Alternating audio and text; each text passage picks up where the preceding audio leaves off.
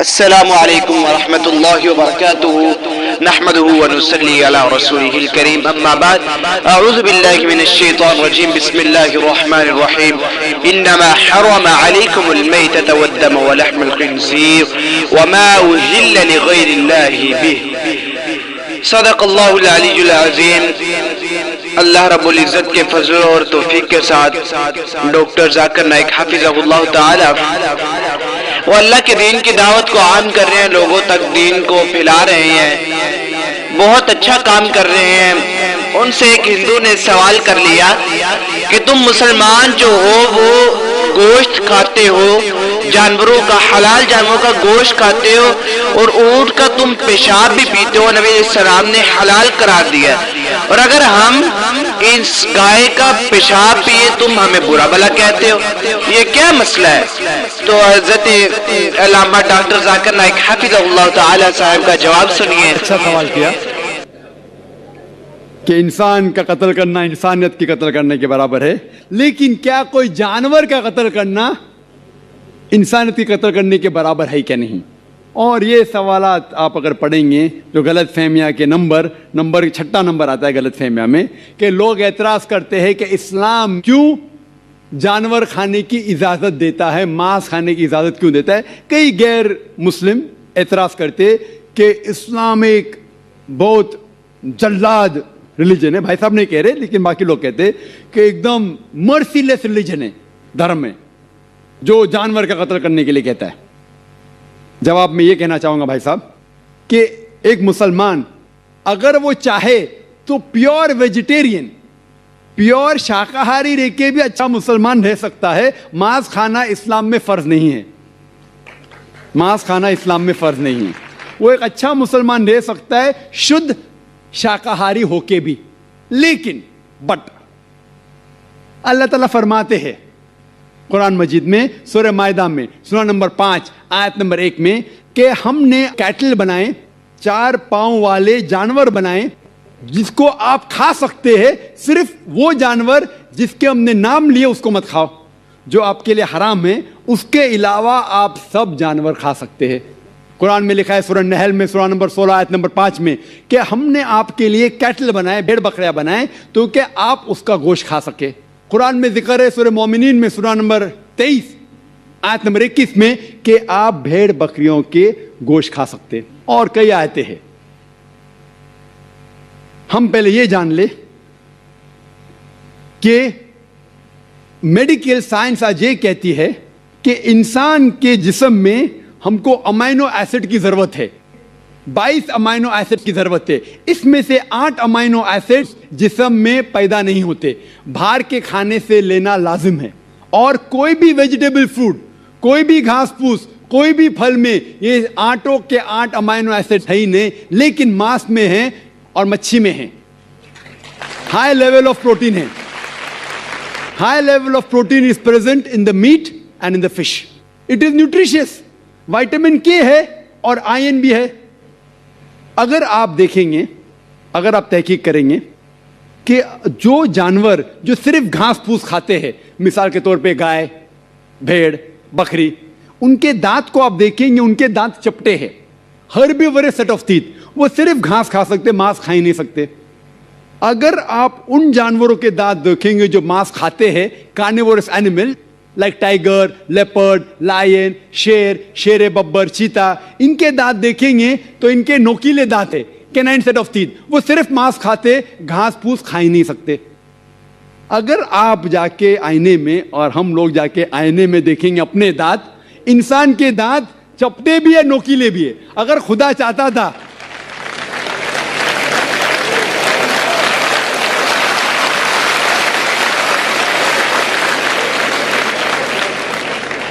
अगर खुदा की ये इच्छा थी कि इंसान सिर्फ घास फूस खाए तो ये नोकीले दांत, कैनाइन टीथ क्यों दिए? तो मैं डॉक्टर हूं, मांस खाने के लिए। डाइजेस्टिव सिस्टम जो है हर्बीवोरस एनिमल का, गाय बकरी का डाइजेस्टिव सिस्टम, वो सिर्फ घास फूस डाइजेस्ट कर सकता है, हजम कर सकता है, गोश्त को हजम कर ही नहीं सकता है। आप अगर शेर, चीता, शेर बब्बर का डाइजेस्टिव सिस्टम देखेंगे, वो घास फूस हजम कर ही नहीं सकता है, सिर्फ गोश्त हजम कर सकता है। हम इंसानों का डाइजेस्टिव सिस्टम अल्लाह सुब्हाना व तआला ने इस तरीके से बनाया कि घास फूस भी हजम कर सकता है, गोश्त भी। तो हम घास फूस भी खा सकते हैं, गोश्त भी खा सकते हैं। और आप देखेंगे कि बहुत से लोगों को गलत फहमी है कि हिंदू मजहब में, हिंदू धर्म में गोश्त खाना हराम है। यह बिल्कुल गलत फहमी है।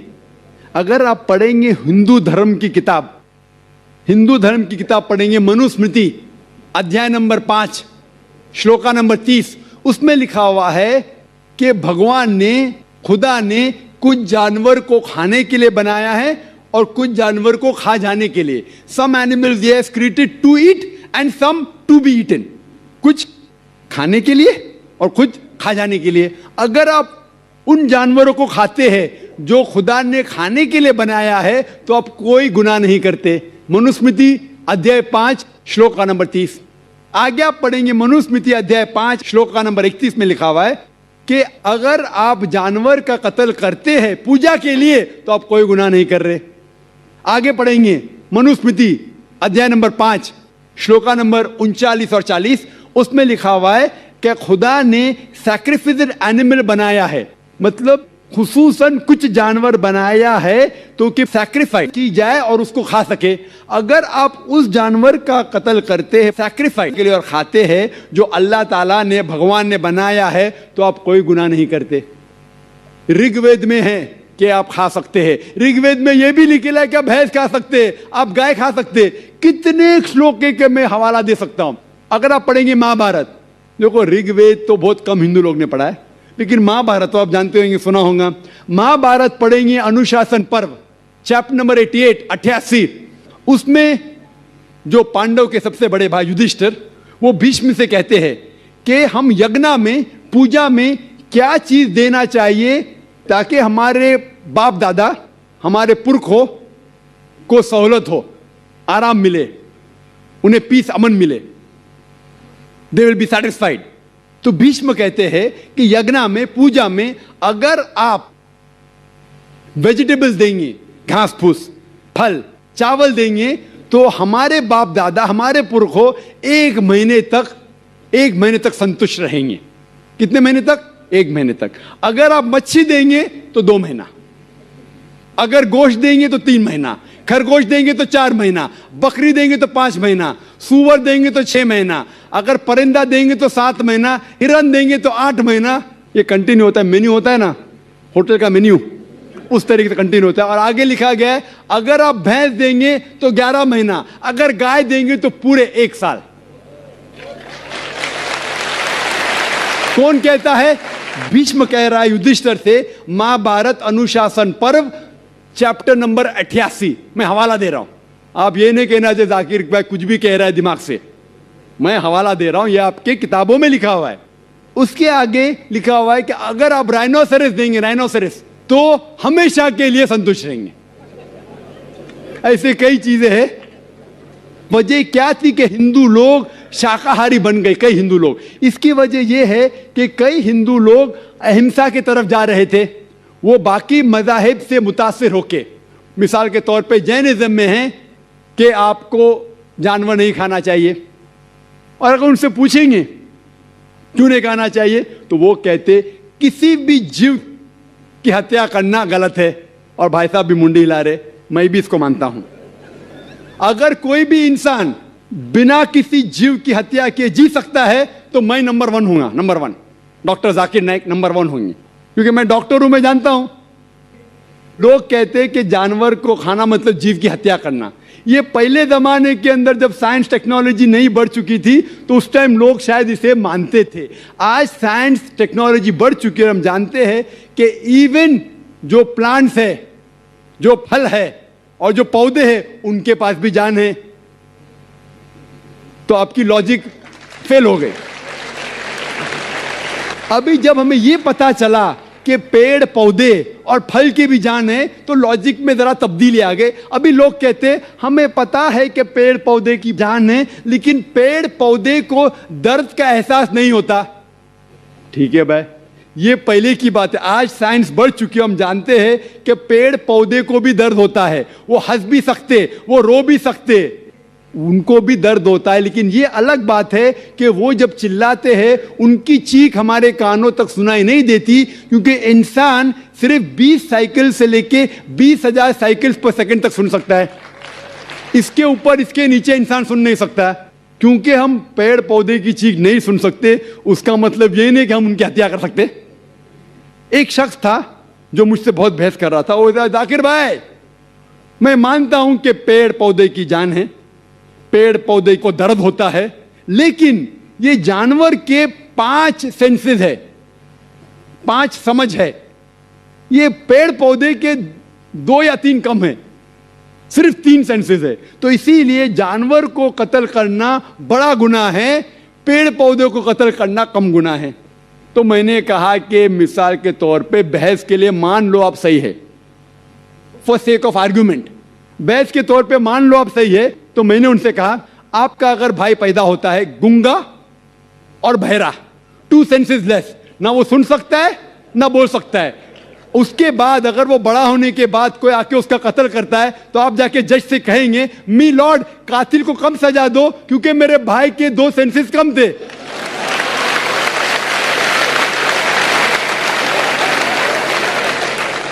आप तो उल्टा ये कहेंगे कि मेरा भाई तो मासूम था, वो गूंगा था, सुन भी नहीं सकता था, बोल भी नहीं सकता था, उसको डबल सजा दो। यहां जज हजरात बैठे हुए इधर। लेकिन इस्लाम में ऐसा नहीं होता है कि 2 सेंसेस कम 2 सेंसेस ज्यादा। अल्लाह ताला फरमाते सूरह बकरा में सूरा नंबर 2 आयत नंबर 168 में, या अल्लज़ीना आमनू, ओ मोमिनो, आप वो खाओ जो आपके लिए हलाल है। जो हलाल है आप खा सकते। आप जो सांस ले रहे, भाई साहब सांस ले रहे, आपको पता है कि millions of germs are dying. ये जरासीम जो आप सांस लेके, उनको भी जान है। आप अगर 5 मिनट तक सांस नहीं लेंगे आप मर जाएंगे। हर मिनट में आप हत्या कर रहे हैं, आपको पता है। लेकिन ये जो जानवर है, पेड़ पौधे है, जरासीम है, ये आलमी भाईचारे में नहीं आते। इनका कत्ल करना आम तौर से हराम है। लेकिन अगर आपको जीने के लिए इनका कत्ल करते हैं अल्लाह का नाम लेते हुए कि हम उनको कत्ल कर रहे हैं, तो ये गुनाह नहीं है। लेकिन सिर्फ हमारे निशानेबाजी के लिए अगर मैं कोई जानवर का कत्ल करता हूं वो हराम है। लेकिन खाने के लिए अगर मैं जानवर का कत्ल करता हूं या पेड़ पौधे काटता हूं खाने के लिए, तो ये इस्लाम में इजाजत है। जो जानवर की इजाजत है, जो जानवर हलाल है, उसको आप काट सकते हैं खाने के लिए, सिर्फ निशानीबाजी के लिए नहीं। तो आप देखेंगे आम हिंदू के जो है ना आलमी भाईचारे, उसके अंदर पेड़ पौधे भी आपके भाई है, जानवर भी भाई, जो इस्लाम में नहीं।